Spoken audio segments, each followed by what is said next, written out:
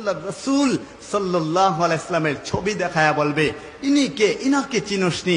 হায় হায়, যদি আপনি আমি তখন উত্তরটা না দিতে পারি, ওই জাহান্নামকে সংযুক্ত কইরা দেয়া হবে। ওই জাহান্নাম এত ভয়াবহ, ওই আল্লাহর রাসূল সাল্লাল্লাহু আলাইহি ওয়াসাল্লাম তিনি বর্ণনা করতেছেন জাহান্নাম কেমন ভয়াবহ হবে।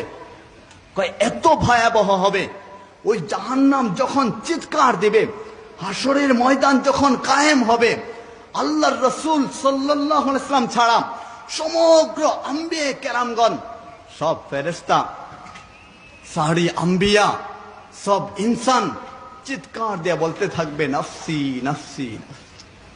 আদম আলাইহিস সালাম নফসি, নূহ আলাইহিস সালাম নফসি, ইব্রাহিম আলাইহিস সালাম নফসি, ইসমাইল, ইসহাক, ইয়াকুব, ইউসুফ, ইউনুস, ঈসা, मूसा, हुद, सालेह, नफ्सी नफ्सी।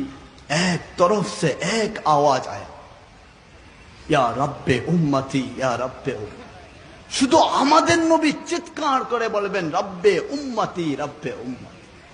কেমন নবী আপনি আমি পাইছি? ওই নবী দুনিয়ায় আসছেন আর আল্লাহ বলছেন আমার আয়াত অনুযায়ী, বলে তোমাদেরকে আমি কিভাবে দুনিয়াতে আল্লাহকে খুবই কাছাকাছি পাইতে পারো, কিভাবে সহজভাবে আল্লাহকে কাছে পাইবা, এর জন্যই তো আল্লাহর রাসূলকে দুনিয়ায় পাঠাইছেন।